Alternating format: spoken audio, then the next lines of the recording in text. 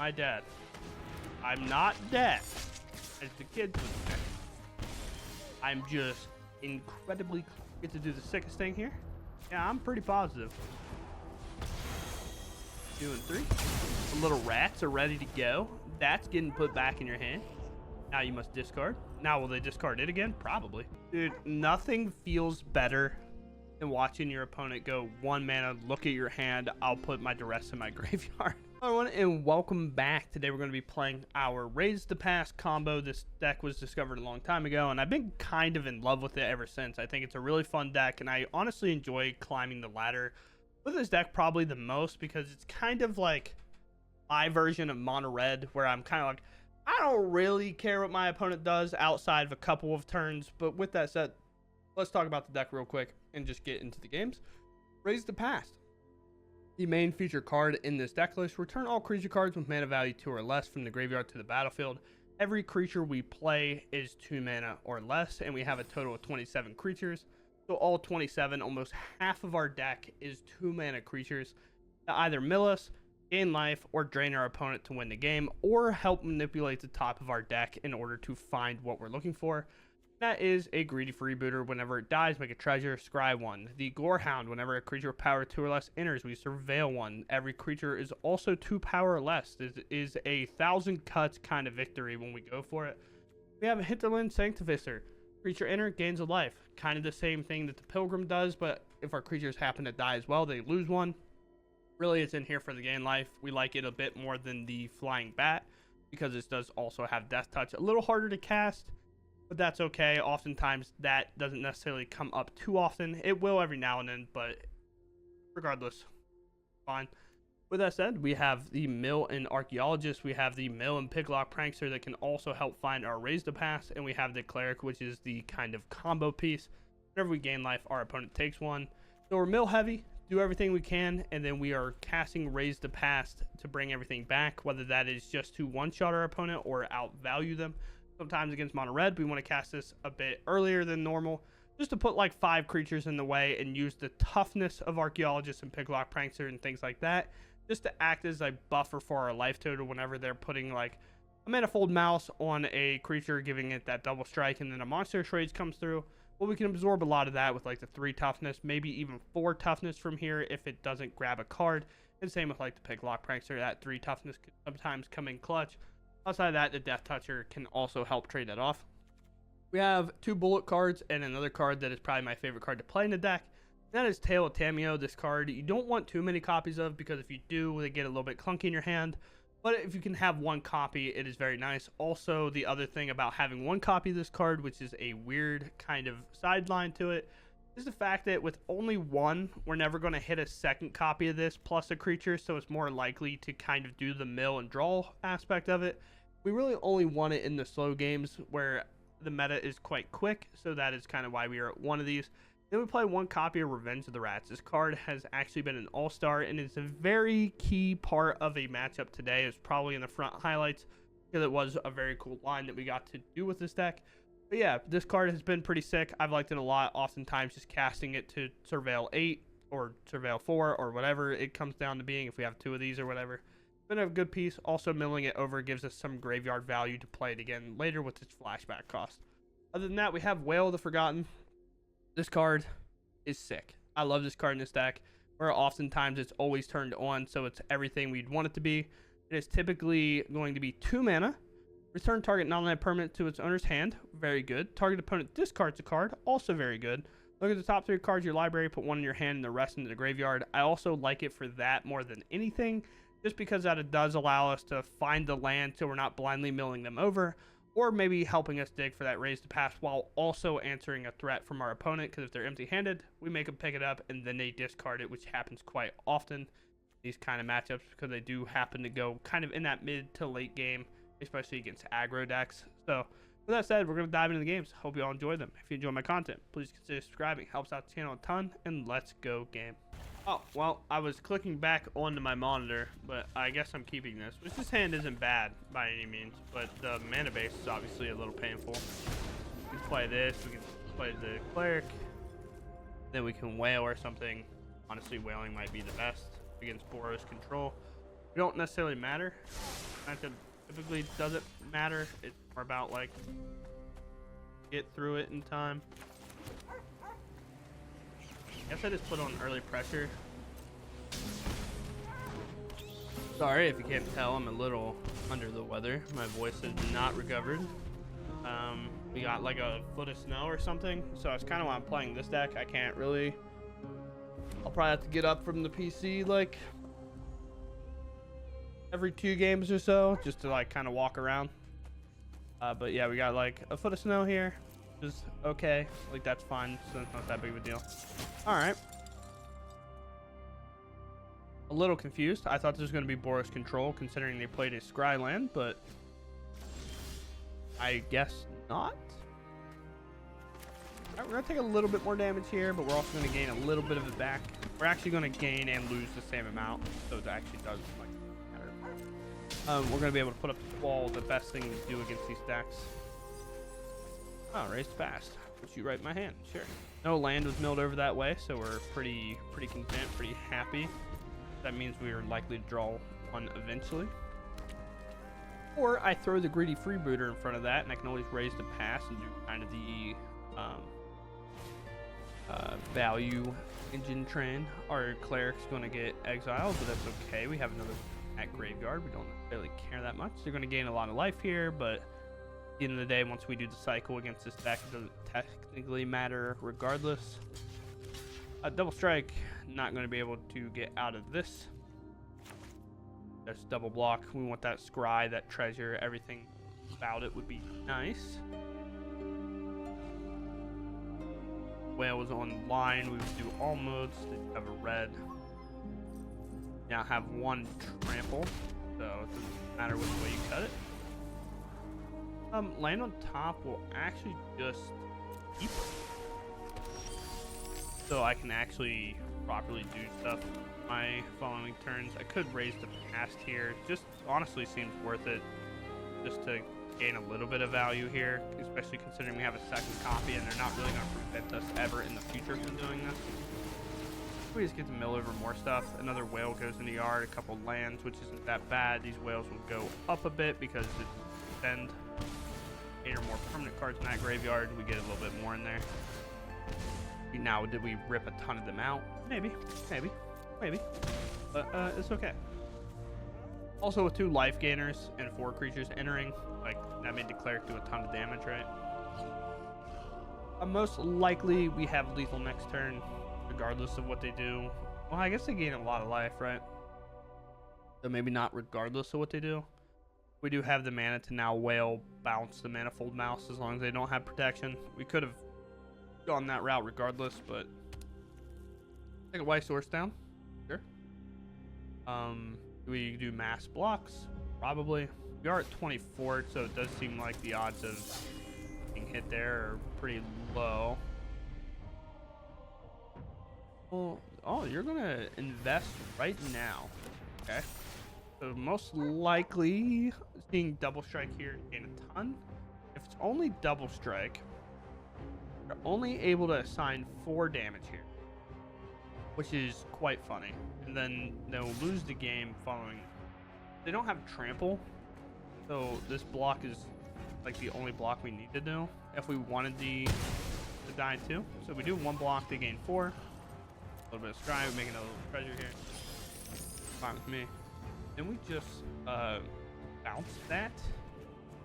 Turn permanent hand. We do this. Yes. Yes. Game. I don't know how many more warning bells you need to send me, but please tell them to pick that up. I can enter. We'll drain for 4 here.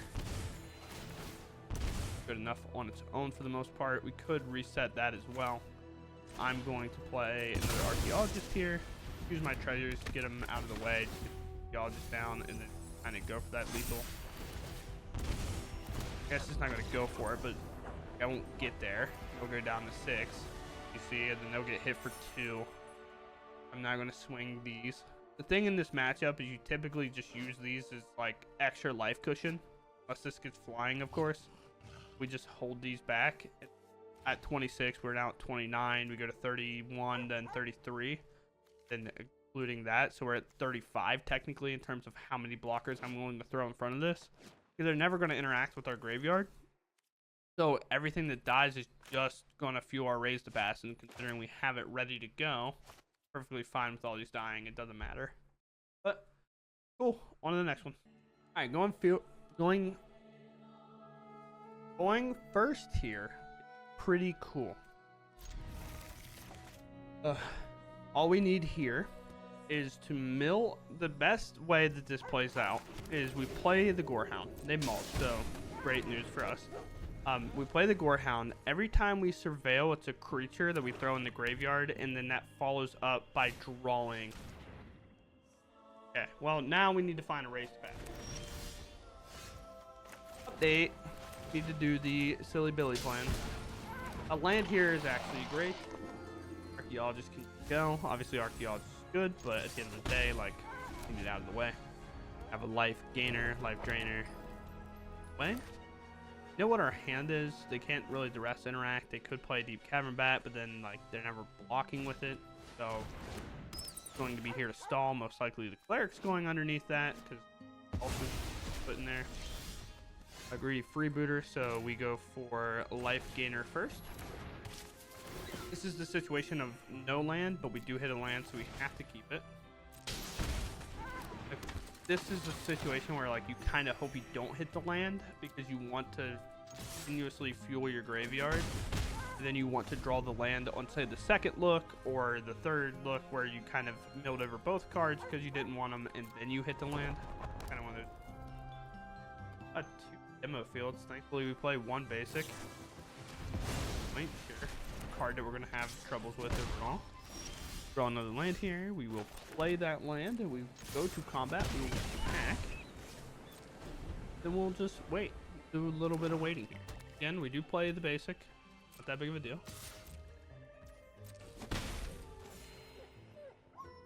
Here. Try this off.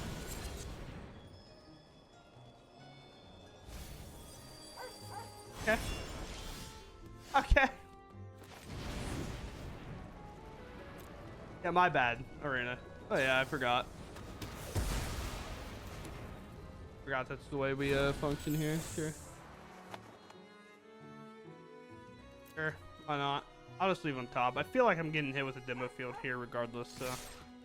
Attack, or like trickling down. There's another cut down. Refusing to get rid of my freebooter. It's messed up, dude. Sure. This has been like arguably like one of the worst experiences. Hand disruption and just spot removal. Alright, well, they can never take these lands from me. I don't really have a way to remove creatures. I mean, I do. I have like Wail, but like that doesn't do anything. I mean, it kind of does, I guess, because I have so many permanents in the graveyard now. Yeah, I'll take one to play my Gorehound. I have to. I think they're gonna like demo my only swamp, or they're just gonna. You can basics check me after. I'll fail. Maybe they'll hold to just remove. Okay, they don't remove my only black sword. Remove all the pain lands. Yeah, like another card that would be fine is like Revenge of the Rats, Tail, Whales, as you can see, are online. But yeah, I mean, it's just been discard, discard, discard, and then removal, removal, removal. And Bloodletter. Okay, yep, sure. I should have just shut my mouth and just let the discard and stuff run free. Alright, we take 4. Alright, we find a Wail. We can get our raise to pass back. And then we take a ton of damage. Maybe, allegedly. Because our opponent didn't remove the black source. Make him discard the Bloodletter, but I don't think that does anything. What, that's going to be 4, 5, 6. And I'm about to take 2 here, but I don't really have a choice. Oh, yeah, because my white sword? Okay. Sure. I don't know, dude. They'll give me a land to play. Put one into my hand. I have the double white source here. Right here. Might as well attack. Do block. Weird. Why that is. That's actually fine. It's actually a great pickup. My dad. I'm not dead, as the kids would say. I'm just incredibly close. Blue. Colorless. Hey. Wow, it just refused to put creatures in my graveyard. Okay. Do this. Now here's the thing. Good as this is just to gain a lot of life into potentially an unstoppable slasher that I can't beat. But, graveyard. Yard. They do have a demo field to make me shuffle away. Wail good enough? No, I mean, we have way too many looks.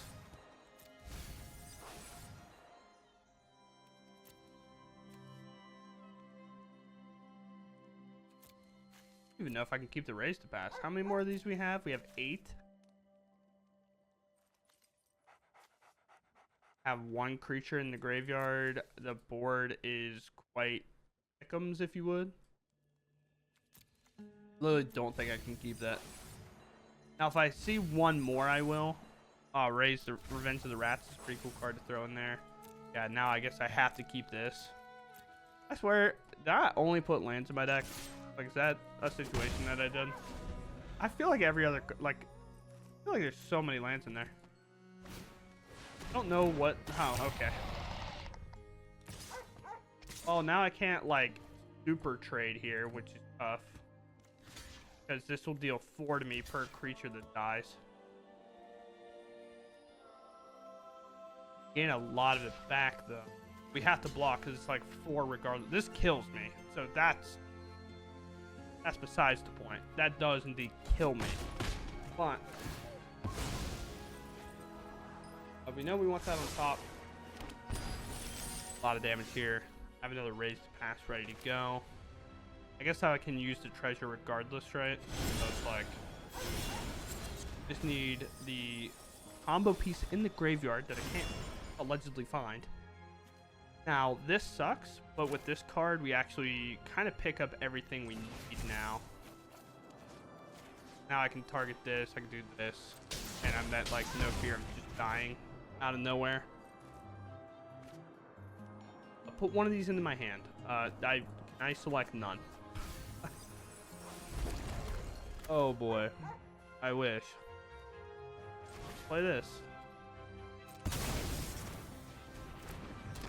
To gain a little bit of life here. Hey, there went the combo piece. That's cool. We'll leave that on top. Yeah, sure. We'll pass. What I mean by combo piece is we finally found another copy of this cleric. Apparently we couldn't find one. Alright. Do the same kind of jump blocks here. Don't want to go overboard, but we can't all die. Just 4. And we take into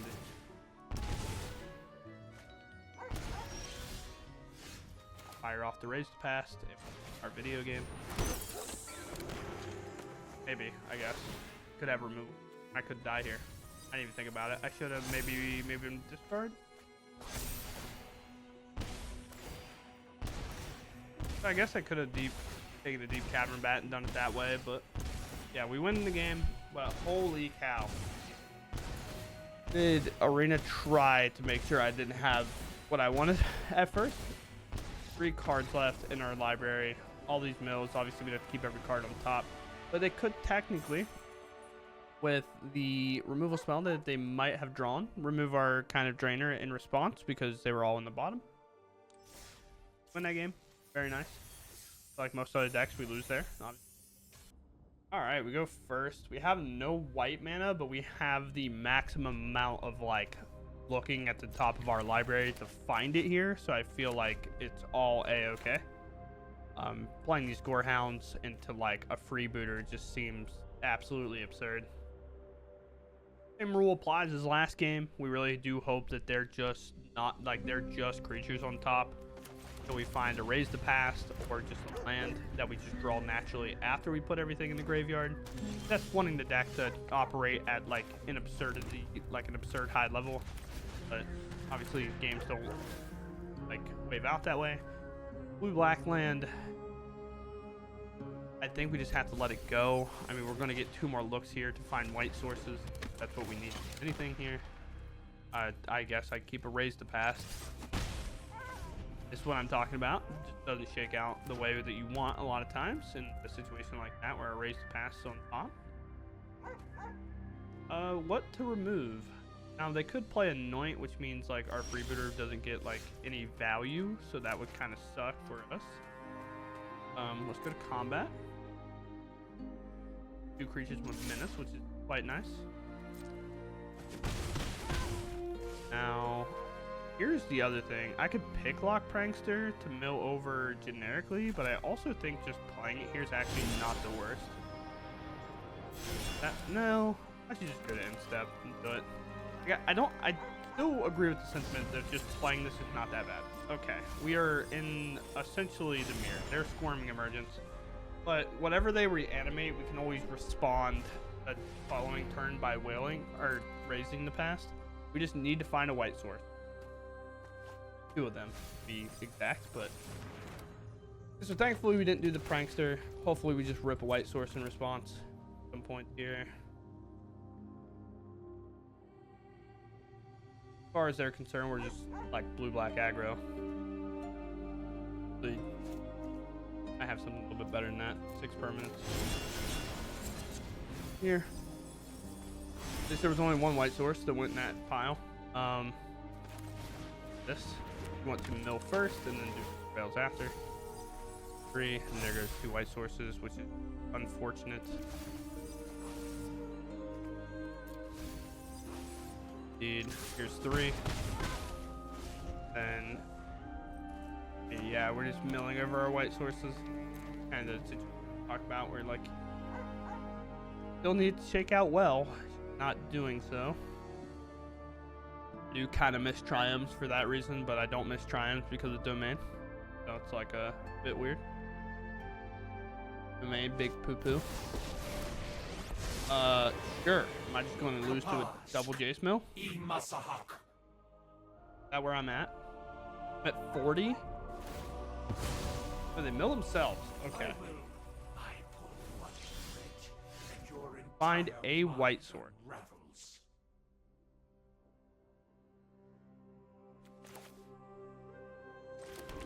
Interesting spot to be in. They can bring that back. What does that do? They have counterspell. They have Wails. Okay. Well, interestingly enough, I think it is look at the top 8 of our library, and we put everything in that graveyard besides a white source. Preferably untapped, mind you. We find it. I think I have to go for an untapped sword.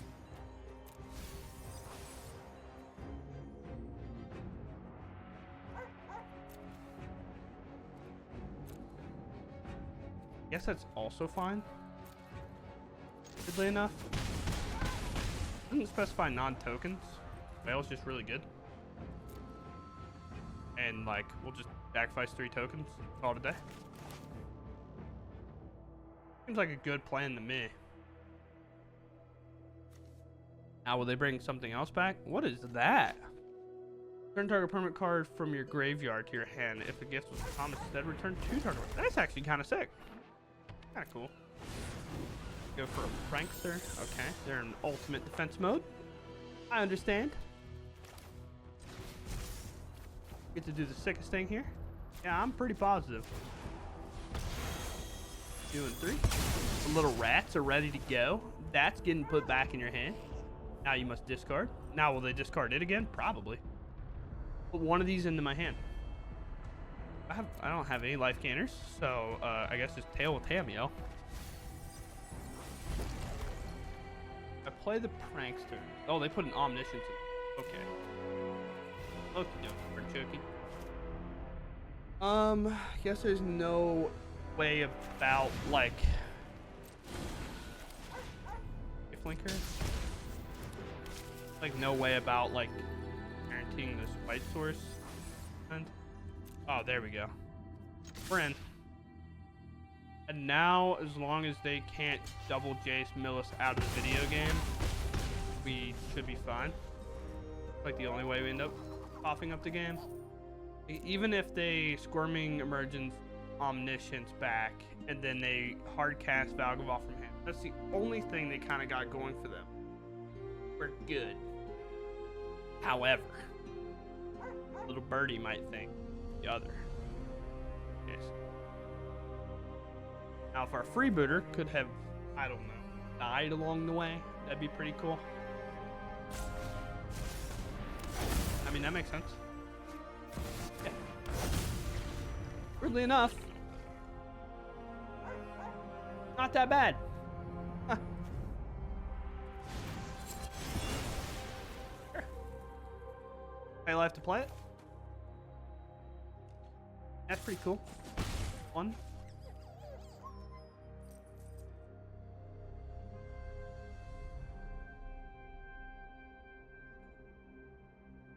I would love to know what their last card is. Obviously, it could be like a 3 steps ahead, but oh,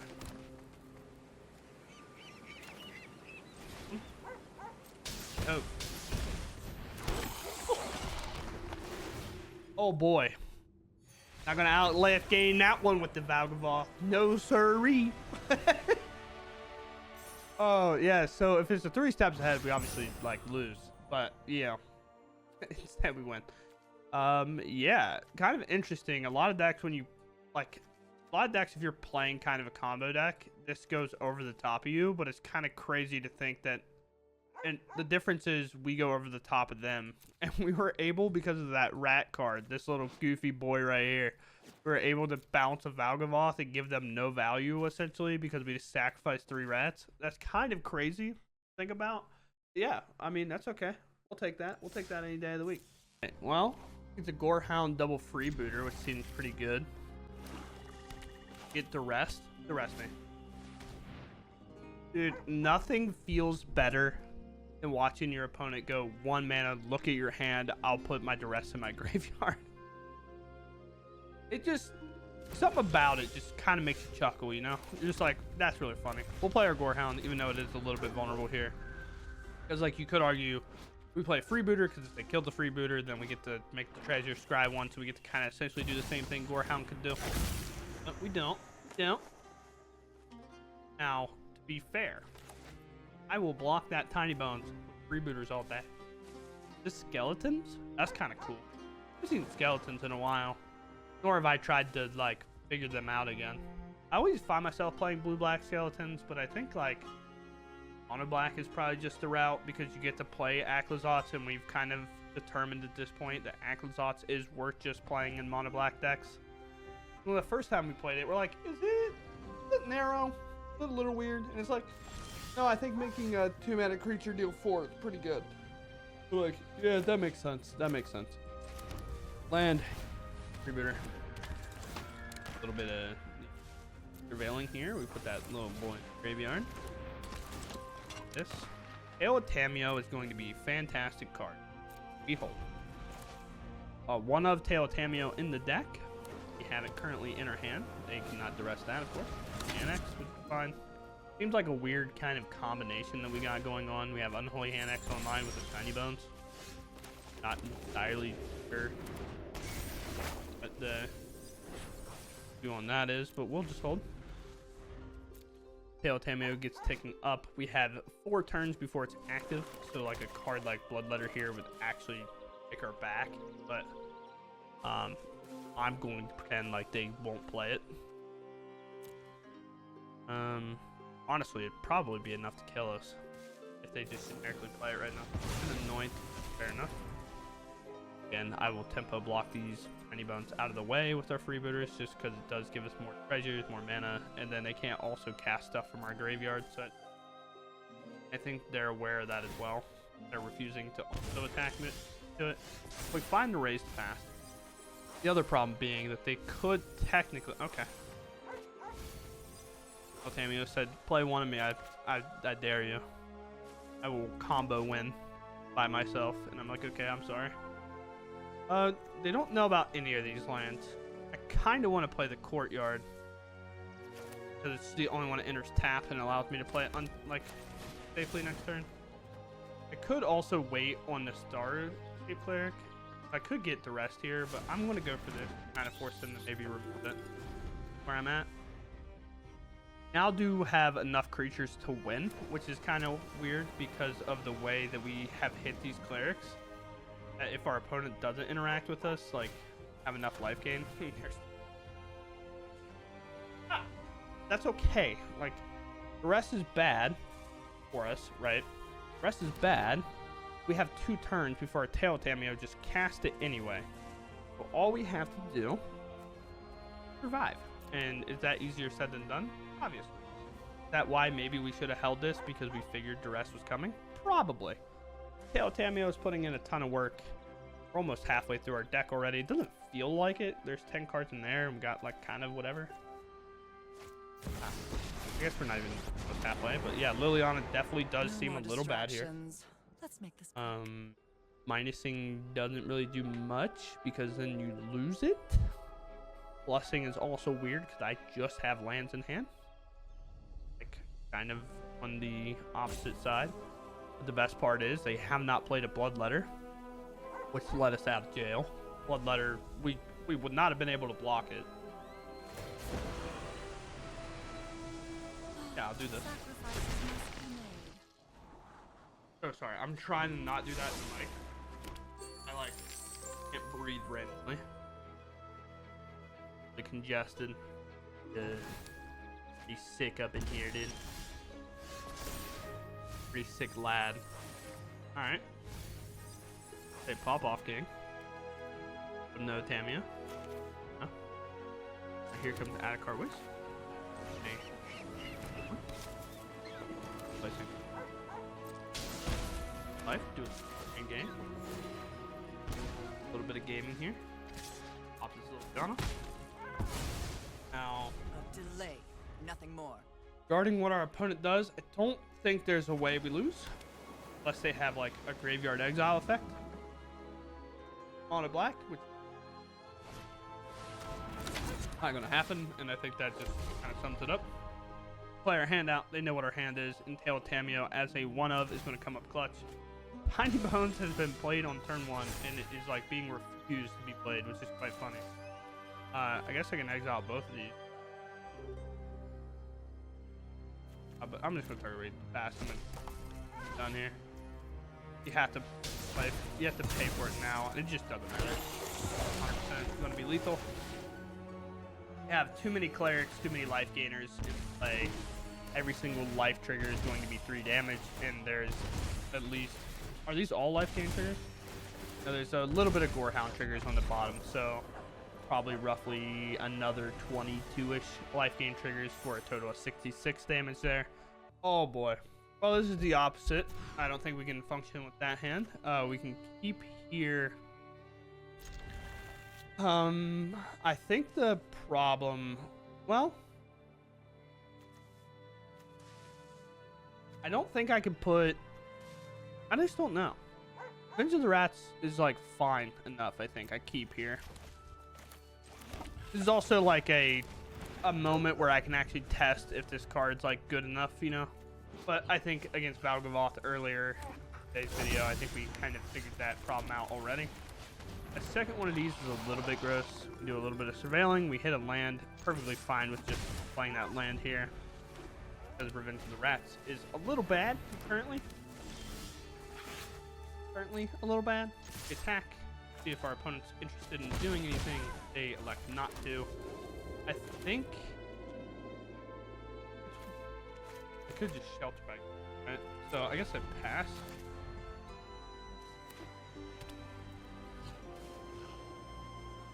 almost just barreled this to get the surveil off, but I feel like Shelter by Ghost is coming.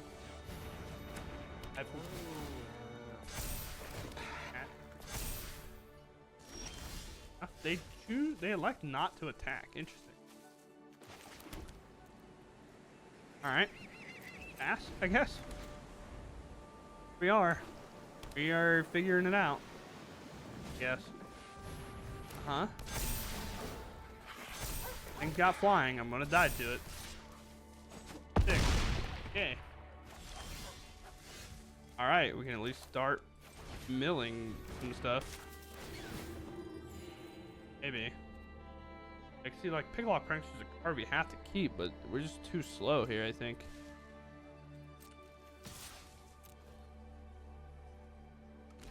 All right, we get a little bit of trade. Fine with that. A little bit of a trade, at least. But at least here, I mean, you either kill me or you don't. Oh. Sure. 7. I'd like to 7 you, 8 you. Good.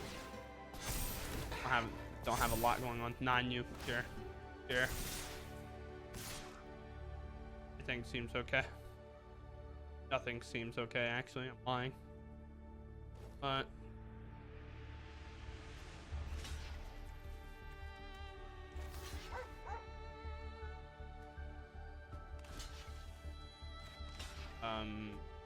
I guess I don't have a flyer though. That's the only problem.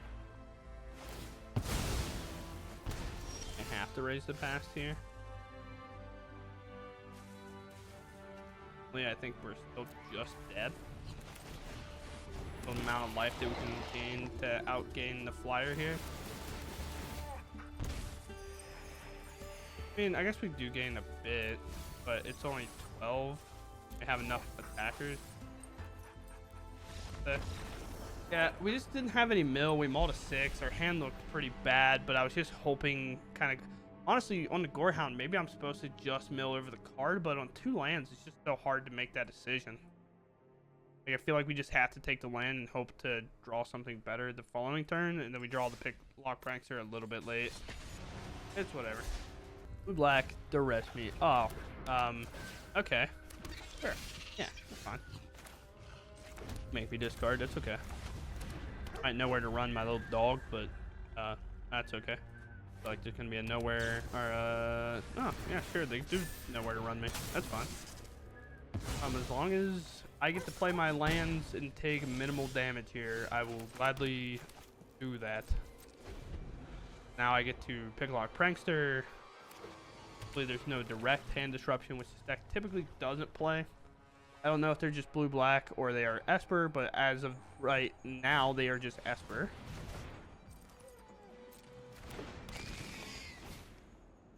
Yeah, as of right now. But next turn, I'm gonna Picklock Prankster here. Honestly, hope it doesn't reveal the raise to pass, which it probably might. Then we're probably gonna play both our creatures out, make them move it. It does reveal raise to pass. So I guess that does make me invulnerable to like a duress, so it's okay, I suppose. It's not really what I wanted per se, but it's what I'll take, I guess. Play a freedom, play a little bat here. We do have 1 life gainer. We only have 3 creatures in the graveyard, but we can technically barrel this raise to pass to make kind of gain some life, get a couple of looks. I do need to do either duress or 4 like corruption spells. They double pick up here. Okay. Fine with me. One of these cannot block. Our Greedy Freebooter will 100,000% block. Just to come back, gain a little bit more life anyway. Being pretty aggressive with everything, but that's fine. Don't necessarily think what they're doing is necessarily wrong by any stretch, but yeah, we'll do this. Can't really get this creature in play. Block them back. Then we'll raise the past here. Bring these back. We'll gain a little bit of life, not near as much as we would hope, but it's enough to maybe keep us attached and alive here. They're draining graveyard, of course. Graveyard, of course. And graveyard, of course. the raise to pass in hand and no kind of direct removal in terms of our hand is a good sign. Most of the time, they do not play any copies of duress. They really rely on the 1-mana enchantment to do that and picking it up and cycling through it every single turn. They want to do most. Well, they pre-remove stuff. There's the Hopeless Nightmare number 1. They have plenty of cards to get rid of. They do not know about the raise to pass in our hand, though. Now, if they play 3 copies of Hopeless Nightmare, that will suck, obviously. I think they would have 3. I think we would have saw it at one point. I think whenever they picked this up, they would have much rather had a Storm Chase. Nowhere to run. They are officially tapped out or unable to interact with us well enough.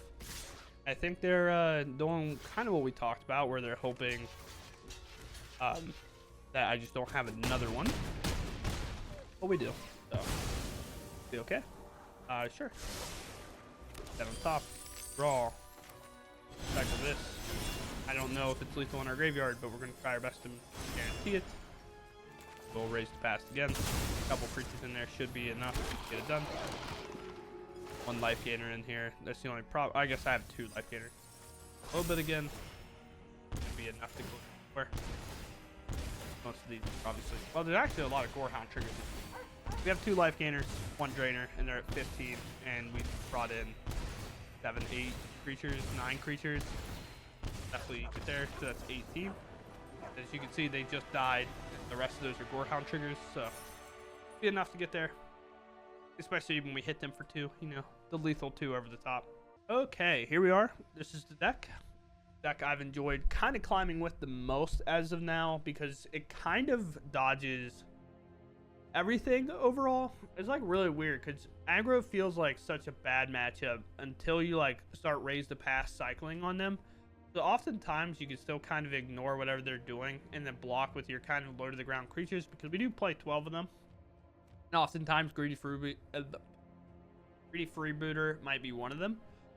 So whenever we're able to block this, we can make that little kind of treasure token and then it allows us to raise the pass a bit earlier. So oftentimes it is like play a Freebooter or Gorehound, play one of these, like play Archaeologist. Hopefully that's why I love playing 4 of these. I've seen some lists cut down on these. I personally am. Or play this, or even play a Death Toucher. Kind of just trade, block, get as many things in our graveyard as we can. Hopefully we have kind of a life gainer along with that, and then we just raise the pass, bring a bunch onto the board, and then go kind of cycle that over and over again.